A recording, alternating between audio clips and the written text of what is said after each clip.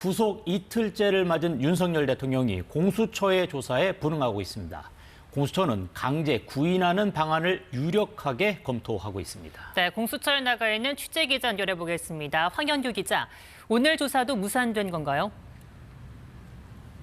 네, 그렇습니다. 오늘 오전 10시 공수처가 윤 대통령에게 조사를 받으라고 통보했지만 윤 대통령은 거부했습니다. 지난 15일 체포됐을 당시 1차 조사를 받은 이후 줄곧 공수처의 조사에 불응하고 있습니다. 사실상 일주일째 조사에 진척이 없는 상황입니다.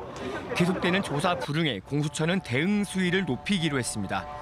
공수처 관계자는 윤 대통령을 구치소에서 공수처로 직접 데려오는 방안을 검토한다고 밝혔습니다. 처음으로 강제 구인을 언급한 겁니다. 공수처 관계자는 일단 조사가 시급한 상황이라며 시행 시점이나 방안은 논의 중이라고 했습니다.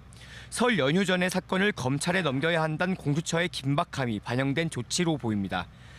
공수처는 윤 대통령의 1차 구속기한은 오는 28일이고 법원에서 구속기한 연장을 받아들이면 2월 7일까지 늘어날 것으로 보고 있습니다.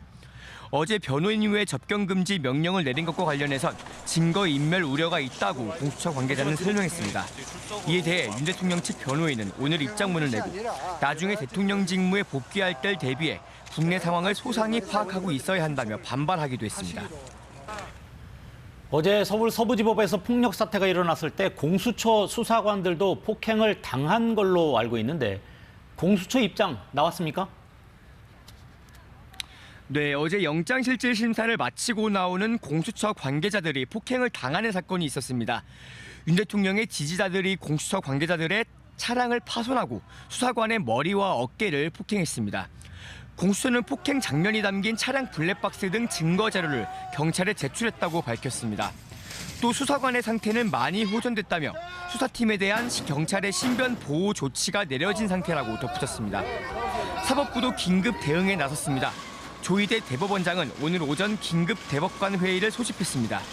대법관이기도 한 천대엽 법원행정처장은 어제 사태에 대해 국가와 사회를 지탱하는 법치주의의 근간과 사법 권능에 대한 전면 부정이라고 밝혔습니다. 배영원 법원행정처 차상열 씨, 오늘 국회 출석해 어제 사태를 폭동이라고 규정했습니다. 어제 사태로 인한 서부지법의 피해액은 6억 원 이상으로 추산됩니다. 대법관들은 법치주의 무시가 일상화되면 나라가 존립할 수 없다며 최근 사태에 큰 우려를 나타냈습니다. 지금까지 과천 공수처에서 KBS 뉴스 황hin규입니다.